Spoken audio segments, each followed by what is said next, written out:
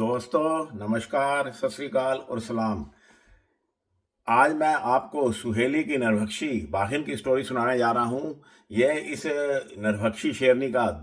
Story का दूसरा part है। इससे पहले वाले पार्ट में मैंने आपको बताया था कि किस प्रकार इस सुहेली की नरभक्षी बाघिन ने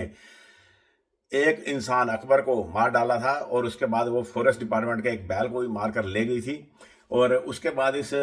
शेरनी के द्वारा क्या क्या घटनाक्रम किया गया वो मैं आपको आज सुनाऊंगा। इस शेरनी के द्वारा कुल मिलाकर के टोटल 22 इंसानों को मारा गया था और एक एक इंसान के बारे में मैं आपको बताऊंगा कि उसने किस किस इंसान को कब कब मारा था। न्योरा नाले के पास जहां पर जंगल की सीमा समाप्त हो जाती है और वहीं से गन्ने की खेती शुरू हो जाती है। गन्ने के बड़े बड़े फार्म थे वहां पर और धर्मदास पंडित नाम का एक व्यक्ति 3 अप्रैल 1978 को अपनी दुधारू गाय के लिए फार्म हाउस के किनारे जो गन्ने के जो मेड़ होती है वहां पर घास उगी होती है, उस घास को वो काटने के लिए वो गया था। और वो अपनी सेफ्टी के लिए पूरे दिन के उजाले में 11 बजे वो घर से निकला था और उसके बाद वो जो धर्मदास पंडित था वो वापस ही नहीं आया। और जब उसके परिजनों के द्वारा खोजने के लिए वहां पर वो गए तो उनको वहां पर टाइगर के गहरे गहरे निशान पड़े हुए थे खेतों के किनारे पर। और वहां पर एक घास का गट्ठर बंधा हुआ मिला था और उसकी दरांती उन्हें वहां पर नहीं नजर आई थी और उसकी चप्पलें भी वहां पर मिली थी। तो कुछ ब्लड के निशान भी मिले। तो इस आशंका से कि वो किसी जंगली जानवर का शिकार हो गया है तो उसके जो परिजन थे जो 2 की संख्या में वहां पर गए थे वो वापिस गांव में आए। बाद में जब गांव वालों की एक पार्टी धर्मदास पंडित को खोजने के लिए वहां पर गई तो घटना स्थल को देख करके उनकी हिम्मत नहीं हुई, क्योंकि घिस्टन के जो निशान थे वो गन्ने के खेतों के अंदर की तरफ जा रहे थे और साफ दिख रहे थे कि गन्ने जगह जगह से टूटे हुए थे और वहां पर संघर्ष के निशान भी नजर आ रहे थे। सो जो गांव वाले थे उन्होंने फॉरेस्ट डिपार्टमेंट को इन्फॉर्म किया और वहां से शाम को करीब 4 बजे एक पार्टी चली। फॉरेस्ट डिपार्टमेंट के गार्ड थे, राइफल वाले उनके साथ में, और कुल मिला के 25-30 इंसानों की एक टीम उस धर्मदास पंडित को खोजने के लिए निकली। और जब वो घटनास्थल पर पहुंचे तो घटनास्थल को देख करके जो कहानी थी वो कुछ इस प्रकार से बनती थी। घटनास्थल पर जगह जगह गहरे निशान बने हुए थे, पगमार्क बने हुए थे टाइगर के, और वहां पर संघर्ष के पूरे निशान मिल रहे थे। जो धर्मदास पंडित था उसने जब अपनी जरूरत की घास को काट लिया और काट करके अपने साथ लाई हुई एक चादर के अंदर उसने उसको एक गट्ठर बनाया, गट्ठर बना करके उसको बांध लिया। वो बांध करके जब वो उस गट्ठर को उठाने के लिए झुका तो तभी उसकी निगाह सामने की तरफ पड़ी। उससे करीब 40-50 फीट की दूरी पर एक शेरनी पूरी जमीन पर लेटी हुई थी और उसकी निगाह धर्मदास पंडित की तरफ थी। और यह जो शेरनी थी ये वही सुहेली नदी की नरभक्षी बाघिन थी जिसने कि अकबर को मारा था। और वो उस गन्ने के खेत में रात में शिकार के लिए आई होगी, क्योंकि गन्ने के खेतों में अक्सर हिरन आ जाते हैं, जंगली सूअर आ जाते हैं और उनके पीछे पीछे जो शेर हैं वो भी चले आते हैं। और जो धर्मदास पंडित था उसकी आहट को पा करके वो शेरनी उसकी घात में जब आगे बढ़ी और जब वो उससे करीब 50-60 फीट की दूरी पर रहेगी तो तब तक धर्मदास पंडित का अपना काम खत्म हो चुका था और वो घास को गट्ठर उठाने के लिए जा रहा था। और उसके नीचे ही उसने अपनी जो गन्ने को काटने वाली हंसिया होती है वो रखी हुई थी। और जब वो पंडित नीचे झुका धर्मदास पंडित तो जो शेरनी थी उसको कुछ लगा कि यहाँ तो ये मेरे पर आक्रामक हो रहा है या फिर ये भागने की कोशिश कर रहा है। तो शेरनी ने छिपने की जो जगह थी जहाँ वो पूरी जमीन पर चिपकी हुई उसकी तरफ आगे बढ़ने की कोशिश कर रही थी और वो तुरंत खड़ी हो गई और खड़ी होकर के पूरी दलेरी के साथ वो शेरनी बड़े जोरों से गुर्राती हुई धर्मदास पंडित की तरफ सामने से बढ़ी। और धर्मदास पंडित ने जो नीचे पड़ी हुई हंसिया थी उसको उठा करके फेंक कर मारा उस शेरनी को तरफ। और वो हंसिया शेरनी को लगी या नहीं लगी इसका कोई आइडिया नहीं है, लेकिन शेरनी एक ही पल में धर्मदास पंडित के पास पहुंच गई और अपनी जान बचाने के लिए धर्मदास पंडित ने शायद भागने की भी कोशिश की होगी लेकिन वो भाग नहीं पाया। यहाँ उसने उसके साथ युद्ध करा होगा। और क्योंकि वहां पर जगह जगह संघर्ष के निशान मिल रहे थे शेरनी के साथ में और शेरनी के जो निशान थे पगमार्क थे वो गहरे बने हुए थे जमीन में, जो इस बात को इंगित करते थे कि जो शेरनी है उसको ज्यादा फोर्स लगानी पड़ रही है धर्मदास पंडित को अपने शिकार को पकड़ने के लिए। और इससे फॉरेस्ट डिपार्टमेंट ने अंदाजा लगाया कि वहां पर कुछ क्षण के लिए धर्मदास पंडित के अंदर और उस शेरनी के अंदर संघर्ष हुआ था और बाद में वो शेरनी उसको अपने शिकार को मारकर ले गई थी। एक 60-70 किलो का इंसान 4-4 इंच लंबे कैनाइन दांतों से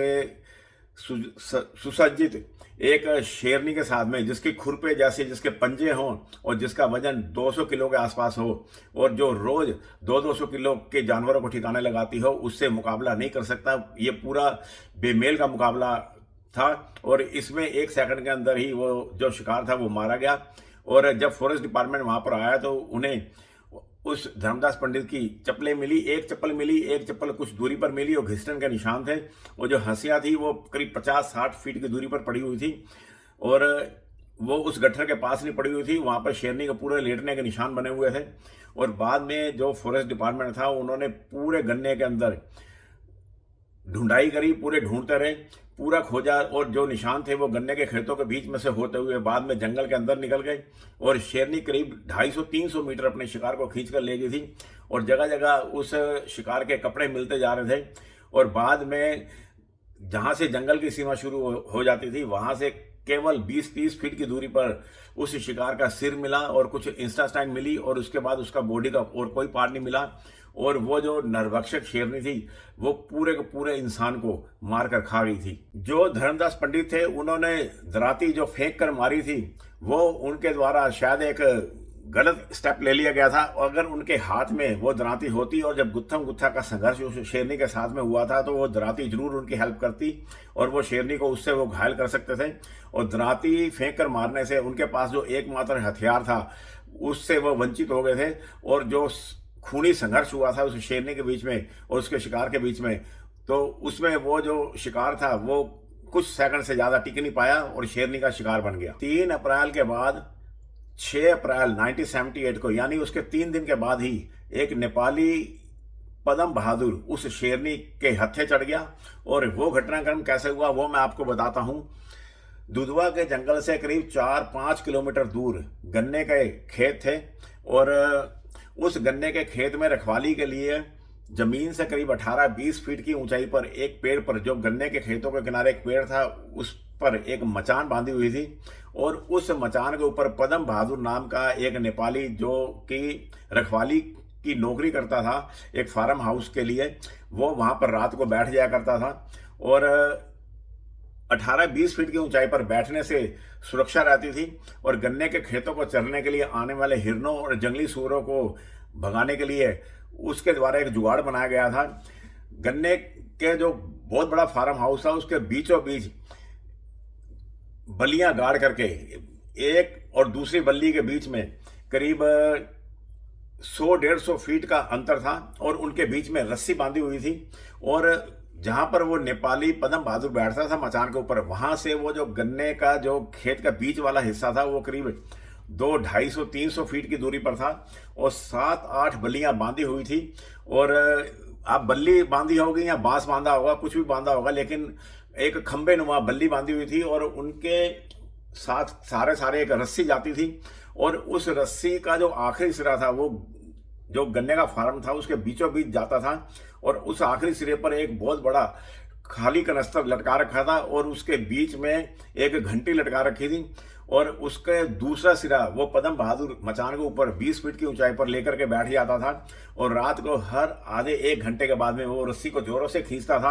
और जो घंटी थी वो कनस्तर में जोरों से बजती थी और बड़े जोरों से खड़खड़ की आवाज होती थी। तो उससे जो गन्ने के खेतों में जो हिरन आते थे या जो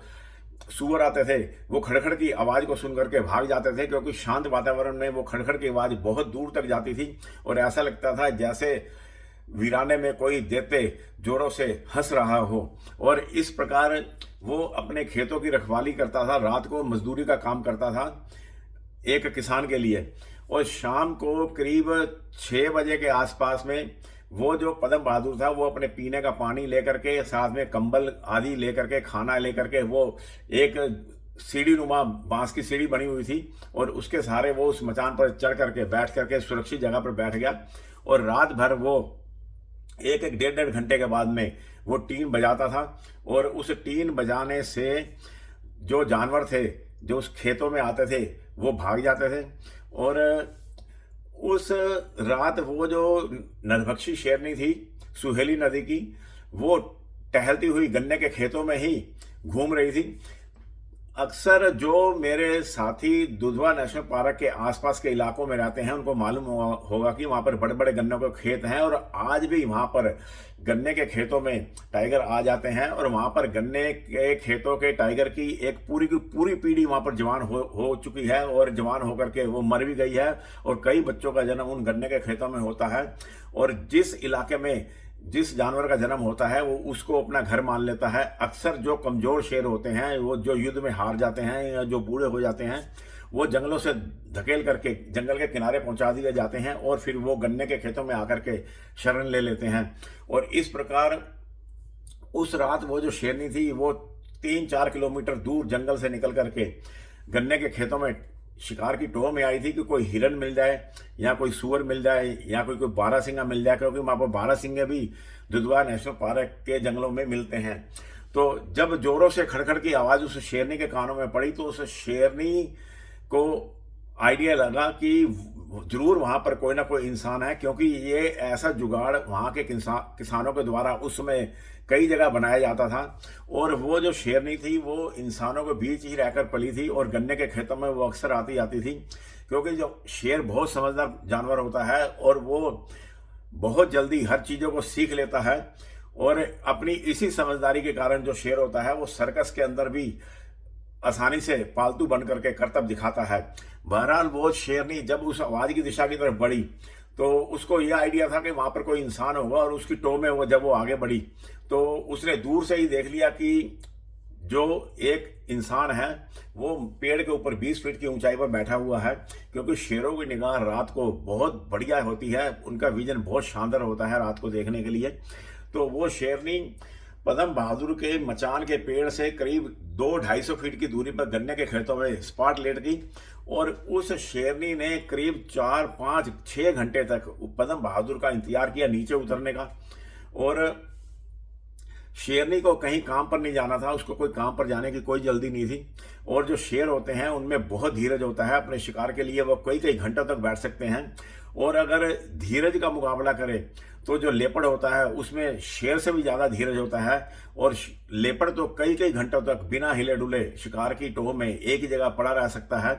वो शेरनी पदम बहादुर से 100-150-200 फीट की दूरी पर उसका इंतजार कर रही थी। वो पदम बहादुर हर 1 घंटे बाद आधे घंटे बाद रस्सी को हिला करके खड़खड़ की आवाज़ करता था, जिससे कि खेतों के अंदर जो जंगली सूअर हैं या जो हिरन है वो वहाँ पर भाग जाए। और इस प्रकार वो रात बीत गई और शेरनी वहीं पर उसकी टोह में लेटी रही और ऊपर की तरफ निगाह करके उसको देखती रही। जब सुबह के करीब 7 बज गए और उजाला हो गया और काफ़ी दिन हो गया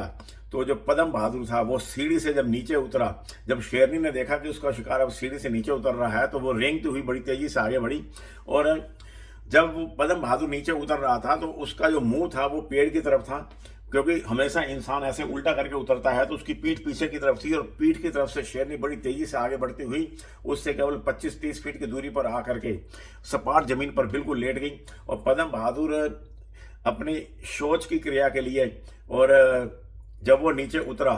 तो शेरनी ने पीछे जैसे ही पदम बहादुर मुड़ा, शेरनी बड़ी तेजी से उसके तरफ बढ़ी और पदम बहादुर का वो संघर्ष करने का उसने कोई मौका ही नहीं दिया, क्योंकि पिछले जो शिकार उसने किया था धर्मदास पंडित का उसमें उसको संघर्ष करना पड़ा था कुछ सेकंड के लिए। लेकिन यहाँ पर जब वो नेपाली पदम बहादुर नीचे उतरा और जैसे ही वो मुड़ा और तुरंत शेरनी ने एकदम से 2 झपट के अंदर ही उसके पास पहुंच गई और जाकर के उसको धक्के से गिरा दिया और जाकर के उसकी गर्दन पकड़ ली और गर्दन पकड़ करके उसी गन्ने के खेत के अंदर ले गई जिस गन्ने के खेत में उसने बल्लियां बांध करके टीन लटकाया हुआ था। वो पदम बहादुर था, उसकी जो डेली रूटीन थी वो करीब सुबह 10 बजे तक अपने कमरे में पहुंच जाता था और 7 बजे सुबह शेरनी ने पदम बहादुर को शिकार कर लिया था। और जब 10 बजे तक भी वो वहां पर नहीं पहुंचा तो उसका थोड़ा और इंतजार किया गया और जब 11 बज गए और उसके मालिक को जब पता चला कि अभी तक जो पदम बहादुर है वो अपनी मचान से लौट कर नहीं आया है तो उसको आशंका हुई कि कहीं वो मचान से ऊपर नीचे ना गिर गया हो। इसलिए वो ट्रैक्टर लेकर के जब वो आगे बढ़े तो उनको जो सीढ़ी थी जहाँ पे नीचे उतर के पदम बहादुर खड़ा हुआ था वहां पर उन्हें बहुत सारा खून मिला और उस खून को देख करके और घसीटने के निशानों को देख करके उसको आइडिया हो गया कि जो पदम बहादुर है वो किसी जंगली जानवर का शिकार हो गया है। और उसके बाद में जो जो मालिक था वो वापस अपने गांव में गया और गांव में जाकर के ट्रैक्टर के ऊपर ही 5-7 आदमी आए और उनके द्वारा गन्ने के खेतों के चारों तरफ उस ट्रैक्टर को घुमाया गया, लेकिन पदम बहादुर का कहीं पता नहीं चला। उसको जोरों जोरों से पुकारा भी गया, आवाज़ें भी दी गई, लेकिन किसी तरह की कोई आवाज़ नहीं आई। उसके बाद फॉरेस्ट डिपार्टमेंट को इन्फॉर्म किया गया और राम लखन सिंह के नेतृत्व में हरिहर प्यारी हथनी के ऊपर बैठ करके करीब 5 घंटे के बाद में शिकारी दल वहां पर पहुंचा। 2 हथनी आई थी, एक हरिहर प्यारी थी और दूसरी राज बेगम थी। ये दोनों हथनियां दुधवा नेशनल पार्क की थी। हरिहर प्यारी जो हथनी थी वो टाइगर के हंट की स्पेशलिस्ट हथनी थी और ये स्टोरी उसी से रिलेटेड है, हरिहर प्यारी हथनी और मैनीटर शेर। क्योंकि हरिहर प्यारी के पीठ पर बैठ करके दर्जनों शेरों को मारा गया था शिकारियों के द्वारा और इसमें कई मैनीटर भी थे। और इससे पहले मैंने आपको बताया था कि नेपाल के राजा के द्वारा कैसे एक मैनीटर शेर का शिकार किया गया था। और अब ये जो हरिहर प्यारी थी ये दुधवा नेशनल पार्क की सेवा में आ गई थी और उसके ऊपर जब राम लखन सिंह और बलदेव सिंह और साथ में एक गार्ड राइफल के साथ में जब वहां पर आए तो उन्होंने उस हाथी के ऊपर बैठ करके गन्ने के खेतों के अंदर एक राउंड लगाया और कई राउंड लगाने के बाद भी पदम बहादुर की जो बॉडी थी वहां पर नहीं मिली। और उसके बाद में करीब 2-2.5 घंटे की ढूंढाई के बाद में वहां से करीब 500-700 मीटर दूर दूसरे जो गन्ने के खेत थे, 2-3 खेतों को छोड़ करके वहां पर पदम बहादुर की आधी खाई बॉडी मिली। और शेरनी के पगमार्क बता रहे थे कि वो उसने वहां पर बैठ करके बड़ी आराम से तसल्ली से उसको खाया है और बॉडी के नाम पर कुछ खास नहीं मिला। करीब 80% बॉडी को उस शेरनी के द्वारा वहां पर खा लिया गया था। और जब फॉरेस्ट डिपार्टमेंट के द्वारा वहां पगमार्कों को देखा गया तो उन्हें वहां पर एक मेल शेर के भी पगमार्क मिले और इससे ये उन्होंने अंदाजा लगाया कि ये शेरों का एक जोड़ा था और ये वही मेल शेर था जो कि जब शेरनी जो अकबर को मार करके पेड़ के नीचे ले गई थी कौआ घाटी में और वहां पर जो वो मेल शेर था वो उठ करके चला गया था एक इंसान की बॉडी को देख करके। लेकिन अब वो जो मेल शेर था वो शेरनी का साथ देने लगा था शिकार को खाने में और वो उसको मारने में भी कोई हेल्प कर रहा था, इसका कोई आइडिया नहीं लगा। क्योंकि जहां पर पदम बहादुर उतरा था वहां पर शेरनी के पगमार्क तो थे लेकिन वो सब खराब हो चुके थे ट्रैक्टर के टायरों को चलने की वजह से, लोगों के आने की वजह से। और इस प्रकार इस मैन ईटर शेरनी के द्वारा ये तीसरा शिकार था। पहला शिकार उसके अकबर का किया था, दूसरा उसने धर्मदास पंडित का किया और तीसरा उसने पदम बहादुर का किया। और इसके बाद में गन्ने के खेतों में सतर्कता बढ़ा दी गई और गन्ने के खेतों में पालतू हाथियों के द्वारा गश्त की जाने लगी। और इन सबको देख करके वो शेरनी गन्ने के खेतों का आश्रय छोड़ करके दुधवा के जंगल में चली गई। और इसके बाद में उस शेरनी के द्वारा और क्या क्या घटनाएं की गई वो मैं आपको अगले पार्ट में बताऊंगा। तब तक अपना ख्याल रखना मेरे दोस्तों। नमस्कार, सत श्री अकाल और सलाम दोस्तों।